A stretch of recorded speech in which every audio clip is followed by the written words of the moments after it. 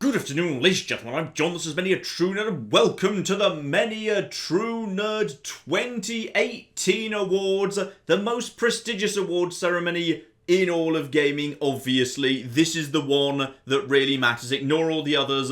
It's my personal gaming awards that are the best, where we are going to be going over my top 10 games of 2018. But before we get into the top 10, we need to discuss a few things that are not going to be represented in the list. And some of this is just kind of due to the rules of eligibility. Because, gaming these days has got a little bit on the complicated side. A game can enter early access in 1 year, and then go to a public beta in a separate year, and then launch a year after that, and then pick up entirely new DLC campaigns in the years to come. So when exactly is it fair for a game to be eligible? Well, I have no system for that, so I'm just wildly inconsistent. So, for example, Frostpunk possibly could be on this list, because it did actually come out this year, but I looked at it more thoroughly last year and gave it a special shout out in the 2017 awards, so as a result of that, it won't be making an appearance tonight, even though it is a very, very good game indeed. On the same topic, touching on DLC, as I mentioned before, launching DLC in a year does not make you eligible. So while Stellaris 2.2, the Le Guin update, and Crusader Kings 2's Holy Fury, and Total War Warhammer 2's Curse of the Vampire Coast are all excellent little bits of DLC that absolutely make their base games better, it's not really fair for them to be allowed onto the list. Because if Paradox was allowed to re-enter my top 10 every year that they release new DLC for a game, then the vast majority of my top 10 every single year would just be the same Paradox games over and over. That's probably not fair, so even though those games are spectacular and have been improved by the DLC campaigns, and it's been some of the best gaming experience I've had this year, they're not eligible. Also not allowed in, kind of by definition, is games I've not had time to play. So I've heard very good things about Assassin's Creed Odyssey, and The Missing, and Celeste, and Return of the Obra Dinn, and Tetris Effect. That last one in particular, I think is going to be really, really up my street. But I don't actually have PlayStation VR, so I'm waiting for them to actually port that over to the Vive, at which point I will very likely make a video, because Tetris Effect really looks like my sort of thing, abso-flipping-lutely. So, having not played them, they kind of can't go on the list, so just because they're missing, it doesn't actually mean I didn't think they were good, I just didn't actually have time to get round to them. That's why those aren't there. And finally, one game in particular that is not on this list, and this took a lot of thinking about, but I think on reflection, this has got to be the right decision, which is Fallout 76 is not in my top 10 of the year. Now, I think I like Fallout 76 a lot more than a lot of people do. I think there is some good stuff here. However, in its current form, it would not be right for it to be on my top 10 of the year, ahead of games that have a lot less problems. Fallout 76, though I have fun with it, and I think there is fun to be had with that game, mechanically, there are problems with it. Narratively, there are problems with it. Technically, there are problems with it. There are a lot of things that need to be fixed before it is of a fit state to be entered into a top 10 list. So while I have a better view of 76 than a great many people, I honestly do not think it is good enough to be in my top 10 list of the year, unfortunately. And I really hope that over the next year, they do a lot of work on it, and it improves, and I can give it a special little shout out at the beginning of the 2019 awards to say, hey, 76 wasn't there in 2018, but they've done a lot of work and it's come good, and now everybody likes it. Yay! We'll see if that actually comes to pass. Anyway, I think that's enough of that business. Let's move on to the list. So, starting off at number 10, The Awesome Adventures of Captain Spirit. This was a little very brief spin-off preview type thing set in the Life is Strange universe, and to my mind, it is the finest episode that exists in the whole of Life is Strange right now. You see, the thing that makes Life is Strange work is it mixed the absolutely mundane with moments of total heartbreaking emotional gut punches. So one moment you're figuring out how to use time travel powers to just play a prank on a mean girl from school, and the next moment a secondary character is threatening to commit suicide, and if you don't remember a very specific detail that you might have seen in the corner of your eye in her bedroom a few hours ago, then she will actually do it. One moment you're just having fun messing around with your best friend in a junkyard, and the next moment you're actually being asked to help someone with an act of euthanasia. It just had these two extremes so that you were lulled into a false sense of security that made the big emotional moments hit a lot harder. The Awesome Adventures of Captain Spirit takes that idea and I think executes it better than anything else in the rest of the franchise. The setup is basically you're playing as Chris, who's this 8-year-old kid with a hyperactive imagination who's obsessed with superhero comics and superhero films. So as a result of that, you spend a lot of time playing and imagining things and recontextualizing his life through the lens of superhero mythology. Like when he's just going around the house doing chores, he pretends he's doing them with his superpowers just because he's super into that sort of thing. So it starts off as an incredibly happy, joyful game, and then as you go around to your house, you realise that your mother's passed away and you're not dealing with it very well, and your father's dealing with it a lot worse, and then you realise your father is an alcoholic, and then you realise he's basically a non-functional alcoholic, and then you realise he's physically abusive, but Chris, being an 8-year-old kid who has only got one member of his immediate family left at this point, he's got no siblings, his dad's all that's left. He loves his dad and he wants to stay with his dad, and he's unable to confront the fact that he is living with a physical abuser, and it's horrifying.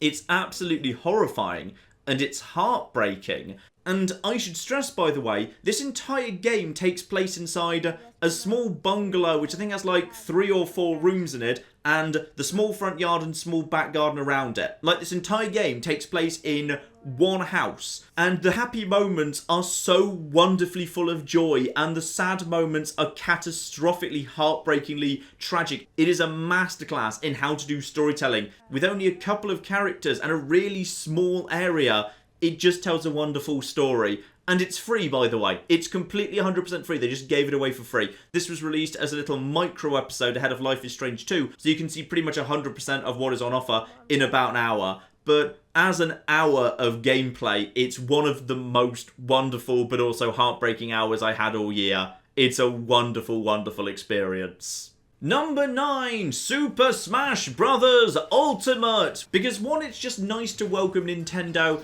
back onto the channel after they finally decided to stop being dicks to YouTubers so we can actually cover Nintendo games again. And what a game to bring Nintendo back onto the channel with. Super Smash Bros. Ultimate is a wonderful game, and I love the original. I love the original Smash Bros. 64. And Ultimate just kind of felt like an act of homecoming to me. You see, Nintendo sometimes get criticised from some quarters for being a little bit too dependent on milking nostalgia, but Ultimate is how you do that right. Ultimate just feels like a celebration, and a worthy celebration, of decades of wonderful gaming history. From the little stickers that make up the RPG mode to the ridiculously large number of assist trophies and all the other references and all the stages and all the music, oh, the score, so much music. Ultimate is just a wonderful celebration of Nintendo. It just brings a smile to my face. It's just a lovely, lovely game, and I feel like I've barely even scratched its surface. It just feels like that is a game I could be happily playing for years into the future. Number 8, Red Dead Redemption 2. Oh, I agonised over where this one should actually be placed into the list. Like, in various iterations of this list, in some of them, Red Dead Redemption 2 is quite a bit higher. In some of them, it wasn't even on this list. It took a lot of thought for me to figure out where this game ought to go. You see, the thing is, I absolutely admire Red Dead Redemption 2. It is gorgeous, it is deep, it is interesting, it has got fantastic storytelling, it has got great voice acting, it's got a really interesting, compelling world that I enjoy exploring. I just enjoy, like, pottering off and doing a bit of hunting and nipping into town and selling some skins and whatever, and then just picking up a few bits from the store. I just like pottering about in it. But I didn't feel like I could put it higher than number 8. And I think the reason for that is I personally enjoyed the original Red Dead Redemption a lot more. And some of the stuff that's been added to Red Dead Redemption 2, I personally didn't feel like they improved the game. And that's just a genre preference on my part, because I can't remember an example of a game and its sequel, Red Dead and Red Dead 2, being so similar in terms of aesthetic and tone and storytelling, yet so vastly different in terms of genre. See, the original Red Dead Redemption was very arcadey. You just kind of showed up in an area, you did maybe 4 to 6 missions, then you naffed off to the next area. Red Dead Redemption 2, I personally didn't particularly think what was added improved it. I don't think the addition of food and energy and horse energy and all of that course was an addition that improved the game. I don't think the addition of a camp that needed to be either provided with food or provided with money to actually keep their spirits up was a particularly great addition. I didn't think adding the fact that you needed to like clean your guns or their condition would go down was a particularly good addition. There's a bunch of stuff that I can see why it's there. It makes the game more deep and more interesting and more compelling, but I preferred the original Red Dead Redemption. That's been my problem with Red Dead Redemption 2. So while I admire it, I felt I couldn't put it higher than number 8 on the list.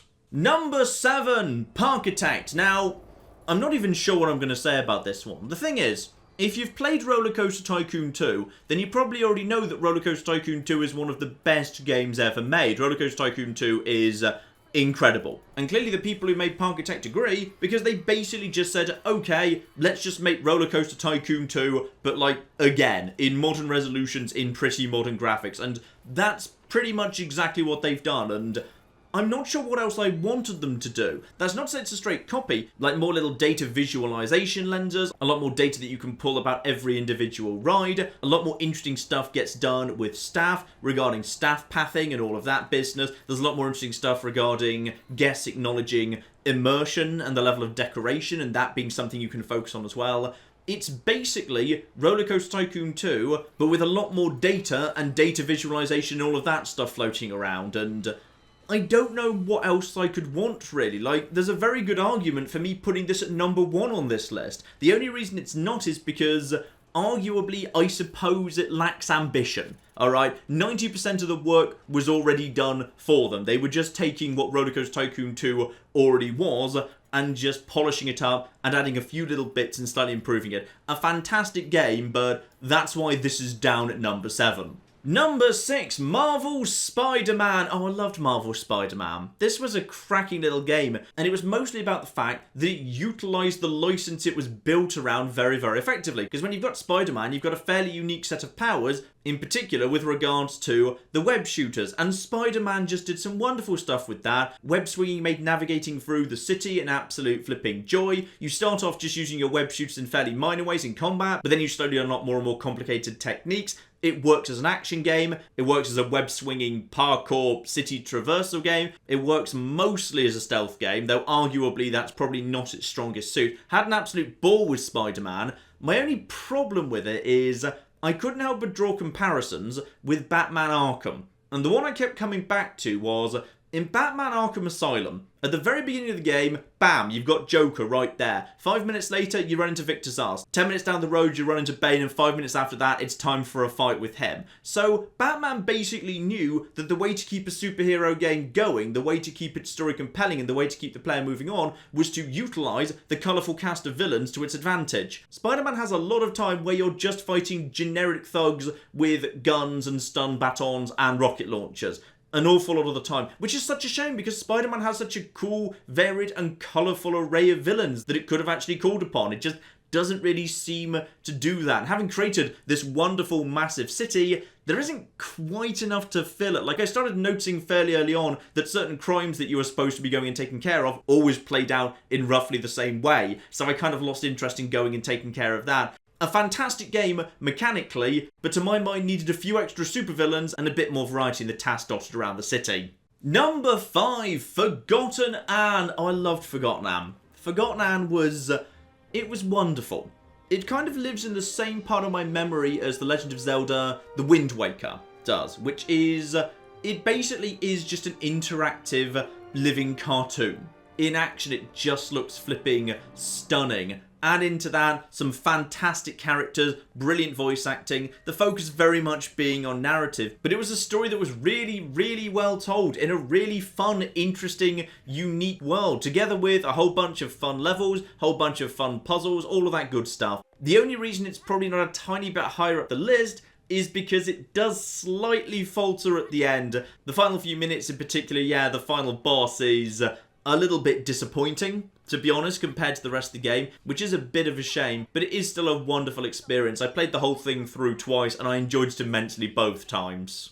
Number 4, Vampir. Now I'm confused by Vampir. Sometimes I wonder if I played the same game as everybody else, because I thought Vampir was spectacularly good. Like, quite frankly, I feel like it's being robbed at number 4, but there were some truly spectacular games that managed to sneak into the top 3. Like any other year, Vampir would have been higher than number 4, and yet if you look at the average score from critics or from users, it was like, you know, a solid, decent enough, but unspectacular 7 out of 10 across the board, to be honest, and that struck me as so weird. Vampir was basically a narrative vampire RPG that just had some really, really bloody fascinating ideas to it. In particular, how XP worked. Like, I'm just willing to give this game props for how all the XP fit together. You see, you get tons of XP in this game by murdering people, but obviously murdering people is bad, and people who are important to the community just going missing leads to a higher and higher chance that particular parts of London are just going to go to hell and just become monster-infested wastelands, which created, I think, one of the only moral systems in gaming I've ever actively thought was really clever and enjoyed working with, which is, it is easy to be evil. You murder everyone, you get a ton of XP, and you can just swan through the game battering everything to death. Being good is hard. If you try and do the right thing, if you try and spare people, if you refuse to drink the blood of the innocent, you will be underleveled. And if you want to get the very best endings for the various subplots, then you actually need to choose to sacrifice XP and reduce your level even further and end up even more underpowered. It was genuinely a huge challenge to get the morally good ending where everything worked out well, no one died, and you never drank anyone's blood in this game. It was genuinely hugely difficult. And that's a really interesting system, rather than it just being a case of saying, hey, do you want to choose the blue good thing or the red bad thing? And those two things being broadly equivalent, just with their own skill tree, for example. No, it took the Dumbledore approach of having to choose between what was right and what was easy.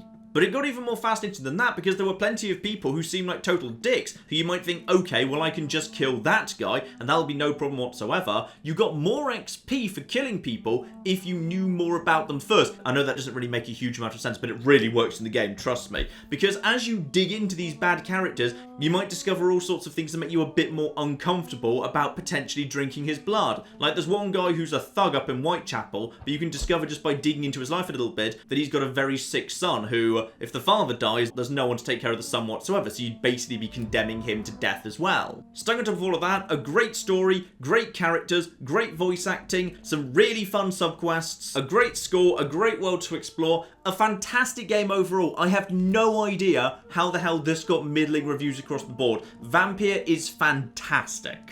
And next up at number 3, it's Megaquarium. I absolutely flipping adore Megaquarium. It's become my go-to game for just basically chilling out. It is the perfect relaxation game. And that's all I want. I want a game that makes me feel something. That's the important thing about a game. It needs to pick something that it wants to make you feel and absolutely nail that. So a horror game has to be scary and an action game has to be exciting. Megaquarium wants to be relaxing, and it is wonderful at it. It is one of the best little builder tycoon things I have ever played. I mean, maybe this one's kind of cheating, because this just happens to just fit perfectly with my personal preferences from what I want out of a game. I flipping love aquariums. I think aquariums are great. I love going to an aquarium. I love tycoon-y management games, and I love games that you just sit down with and you have a chill time with. And Megaquarium is just, it's just one of the best tycoon builder games I've ever played. It is just wonderful. It is so relaxing. It is so chill. It is a wonderful experience, and I can happily play it for 3, 4, 5, 6 hours straight, no problem whatsoever. it's just a wonderful experience. Number 2, Beat Saber, the highest a VR game has ever been on my top of the year list. And Beat Saber is basically, it's a flawless VR game. Me and Claire invited around a bunch of our friends to hang out. And I actually brought through my computer into the living room, set up the VR so people could try out the VR, because loads of people there had never experienced VR before, and that's just kind of, you know, a cool thing to try out at a party. And we showed them some fun and well-regarded shooting games, and driving stuff, and experiential stuff, and all sorts of VR games. But by the end of the evening, it was nothing but Beat Saber.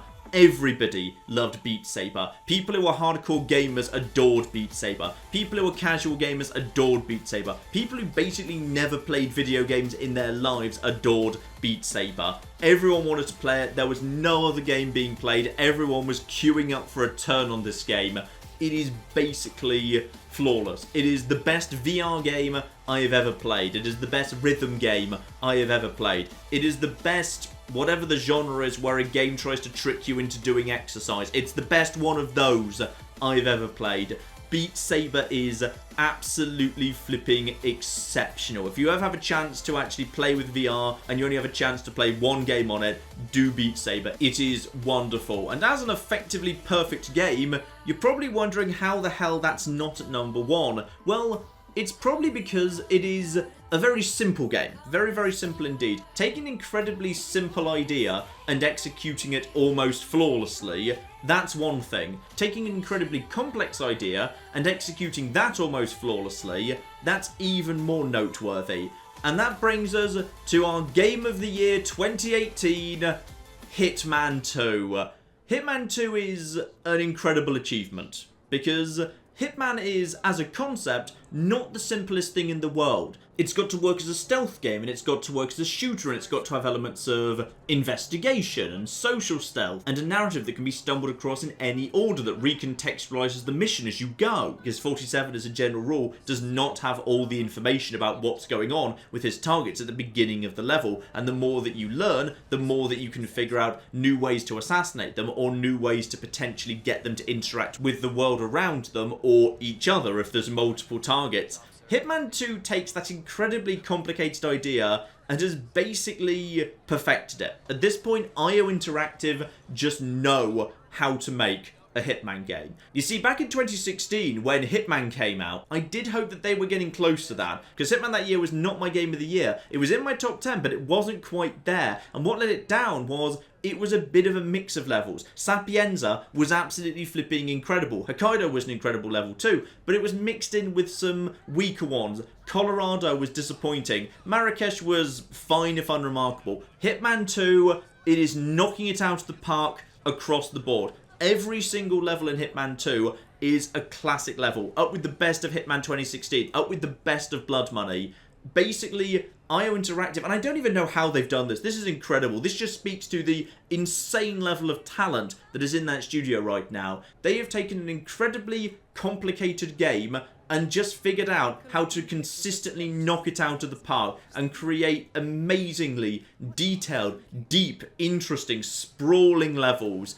I struggle to come up with criticism for Hitman 2, I genuinely do. The only thing I can come up with is I personally find it a little bit too easy. But I almost feel like that's a little bit unfair to bring up, because I've been playing Hitman and a big fan of the Hitman franchise since the very original games came out well over a decade ago at this point. It's kind of unfair for me to say I find this easy, because not only have I played all the previous games, I've played many of them to 100% completion, got Silent Assassins across the board. Of course, I'm going to find it easier than some players. The difficulty can't really be tailored to me because I'm completely atypical as a player. So, taking that out, I don't really have any criticisms. They've just taken a franchise that's incredibly hard to make a really damn excellent game out of, and they just make it look effortless. Hitman 2 is incredible. Whether or not you're actually a fan of the Hitman franchise so far, Hitman 2 is a fine place to step in. There's a training mission at the beginning that very efficiently and organically introduces all the concepts you'll need. It's wonderful. It's absolutely flipping wonderful. I've been back since, played through all the levels multiple times just to kind of dig through, get all the stories, figure out what's going on, what secrets I can uncover. there's a lot there. There's a lot to be dug into there. It's just a great, great game, and I think a worthy winner of a fiercely competitive year. So there you are, ladies and gentlemen. That is my top games of 2018. I will be interested to see what people think of that, because I think there might be some surprises on there. Yeah, Vampir, Megaquarium, Beat Saber, probably not the top of many people's lists, but yeah, I just thought they were utterly wonderful. But it's been a great year, 2018, for gaming, hasn't it? We've had so many flipping amazing games. Some really wonderful games I had a great time with. Some great games that just couldn't squeeze onto this list just because so much good stuff came out this year. I hope we have just as much good stuff in 2019, though maybe not the beginning of the year. Maybe we could just have like a quiet January and February so I've got time to catch up on some of the stuff I missed in 2018. So, you know, maybe I can make a little addendum video to this, changing the rankings if I need to, because, yeah, there's some stuff I have not played that I most definitely want to get around to. Thank you all so very, very much for joining me for the awards this evening, and thank you for just joining me in general. I've had a great year. It's been a really good year for the channel. Thank you all for sticking around, and I hope you continue to do so into 2019. But in the meantime, I've been John. This has been Many a True Nerd, and this has been my top 10 of 2018. Thank you very much, and goodbye. This here, this is the face of death, okay? This is what my sudden death looks like. Do not engage before we arrive. Do not engage. What are you doing? I specifically said don't. Oh, no. No, John. Oh, he likes that. The Romans touched me.